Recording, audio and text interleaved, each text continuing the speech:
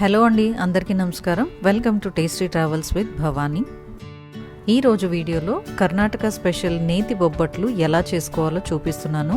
ఈ బొబ్బట్లు రోజంతా సాఫ్ట్గా ఉండాలి అన్నా, ఈ పూర్ణం పిండి 2-3 రోజులు నిల్వ ఉండాలి అన్నా మనం తీసుకోవాల్సిన జాగ్రత్తలు ఏంటో కూడా ఈ వీడియోలో చూపిస్తున్నాను. పర్ఫెక్ట్ టేస్ట్ అండ్ టెక్స్చర్తో ఈ బొబ్బట్లు చేసేద్దాం. వీడియోని స్కిప్ చేయకుండా చివరి వరకు చూడండి. ఛానల్ని వెంటనే సబ్స్క్రైబ్ చేసుకోండి. నేను అప్లోడ్ చేసిన అన్ని వీడియోస్ మిస్ అవ్వకుండా చూడొచ్చు. ముందుగా ఒక మిక్సింగ్ బౌల్లో 1 కప్పు మైదా పిండి తీసుకోండి. ఇందులో 1/2 టేబుల్ స్పూన్ ఉప్పు వేసుకోండి. అలాగే 1/2 టేబుల్ స్పూన్ పసుపు వేసుకొని ఇవన్నీ బాగా కలిసేలా ఒకసారి కలుపుకోండి. ఇలా కలుపుకున్న తర్వాత ఇందులో కొంచెం నీళ్లు పోస్తూ పిండిని చపాతీ పిండి కంటే కొంచెం పల్చగా కలుపుకోండి. ఈ పిండి కొంచెం జారుగా ఉంటేనే బొబ్బట్లు ఎక్కువ టైం వరకు సాఫ్ట్గా ఉంటాయి. చపాతీ పిండి కంటే కొంచెం పల్చగా కలుపుకోండి. పిండిని ఇలా జారుగా కలుపుకున్న తర్వాత ఇందులో 1 టేబుల్ స్పూన్ నూనె వేసి బాగా కలుపుకోండి. ఆ తర్వాత ఇంకొక టేబుల్ స్పూన్ నూనె పైన వేసి వీడియోలో చూపిస్తున్నట్టు స్ప్రెడ్ చేసి మూత పెట్టి 2 గంటల పాటు నాననివ్వండి. పిండి నానటం చాలా ఇంపార్టెంట్. పిండి నానితేనే బొబ్బట్లు సాఫ్ట్గా ఉంటాయి. ఈ బొబ్బట్ల స్టఫింగ్ కోసం 1 కప్పు శనగపప్పుని 2-3 సార్లు శుభ్రంగా కడిగి పెట్టుకోండి. ఈ శనగపప్పుని మరుగుతున్న నీళ్లలో వేసి మధ్య మధ్యలో కదిలిస్తూ ఉడకనివ్వండి. కప్పు శనగపప్పుకి 3 కప్పుల నీళ్లు పోసుకొని ఉడికించుకోండి. ఇక్కడ నేను శనగపప్పుని నానబెట్టుకోలేదు, డైరెక్ట్గానే యూజ్ చేస్తున్నాను. మరుగుతున్న నీళ్లలో వేయడం వల్ల పప్పు త్వరగా ఉడికిపోతుంది. పప్పు ఉడుకుతున్నప్పుడు ఒక లేయర్ లాగా పొంగు వస్తుంది. ఈ పొంగునంతా గరిటెతోటి తీసేయండి. ఈ పొంగుని ఇలా తీసేయడం వల్ల పదే మనకి పొంగు రాకుండా ఉంటుంది.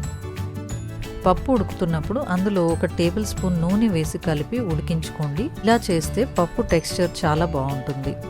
ఈ పప్పు ఉడకడానికి 15 నుంచి 20 నిమిషాలు పడుతుంది. శనగపప్పు క్వాలిటీని బట్టి కొంచెం ఉడికే టైం ఎక్కువ తక్కువ అవ్వచ్చు. కొంచెం ఇలా బ్రేక్ చేసి చూడండి. ఈజీగా బ్రేక్ అవుతుంటే పప్పు ఉడికినట్టే. కానీ ఎక్కువ సాఫ్ట్గా ఉడికించకండి. అలా ఉడికిస్తే మనకి స్టఫింగ్ టెక్స్చర్ మారిపోతుంది, స్టఫింగ్ పల్చగా అయిపోతుంది. ఇలా ఉడికించుకున్న శనగపప్పుని వడకట్టుకోండి. ఈ వడకట్టుకున్న నీళ్లని పారబోయకుండా చారు పెట్టుకోవచ్చు. కర్ణాటకలో బేళే సారు అని పెడతారు, చాలా టేస్టీగా ఉంటుంది.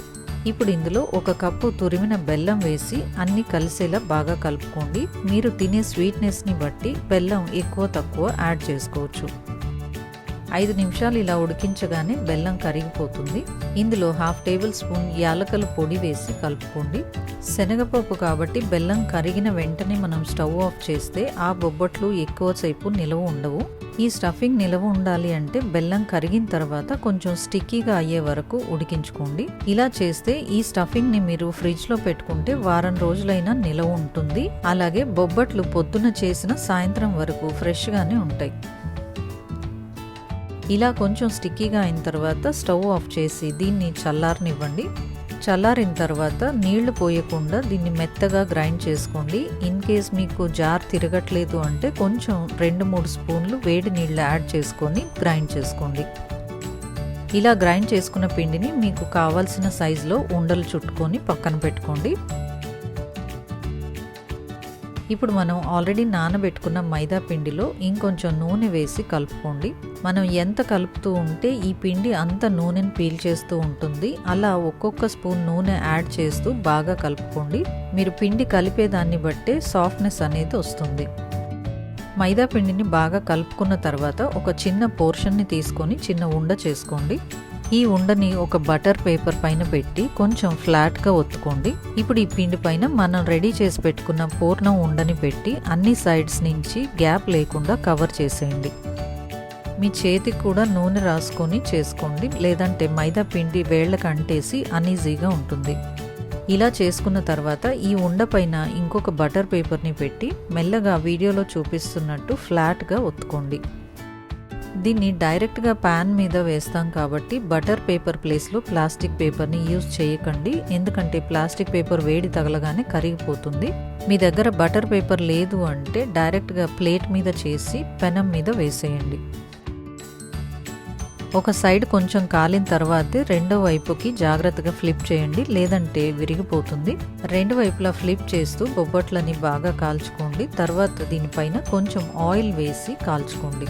ఈ బొబ్బట్లని కర్ణాటకలో హోళిగే అని, ఒబ్బట్టు అని, బేళే ఒబ్బట్టు అని ఇలా రకరకాల పేర్లతో పిలుస్తారు. అన్నీ ఒకటే. అలాగే ఈ బొబ్బట్లు మహారాష్ట్రలో కూడా పూరన్ పోలి అని పిలుస్తారు. అక్కడ కూడా చాలా ఫేమస్. ఇవి చేసుకోవడం కొంచెం టైం టేకింగ్ కానీ టేస్ట్ మాత్రం అదిరిపోతుంది. అంతే అండి, ఎంతో టేస్టీగా ఉండే స్వీట్ బొబ్బట్లు సర్వింగ్కి రెడీ అయిపోయాయి. ఈ బొబ్బట్ల టేస్ట్ డబల్ అవ్వాలి అంటే వీటిపైన నెయ్యి రాసుకొని అది కారిపోకుండా ఫోల్డ్ చేసుకొని తినండి, చాలా టేస్టీగా ఉంటుంది. అండ్ కర్ణాటకలో అయితే దీంతో పాటు ఊరమిరపకాయలు, వడియాలు కూడా నంచుకొని తింటారు. ఆ టేస్ట్ కూడా చాలా బాగుంటుంది. ట్రై చేసి ఎలా వచ్చిందో కమెంట్ సెక్షన్లో కమెంట్ చేయండి. ఈ వీడియో మీకు నచ్చితే లైక్ చేయండి, అలాగే ఛానల్ని సబ్స్క్రైబ్ చేసుకోండి. నేను వీడియో అప్లోడ్ చేయగానే మీకు నోటిఫికేషన్ వస్తుంది. నా వీడియోస్ మిస్ అవ్వకుండా చూడొచ్చు. Thanks for watching.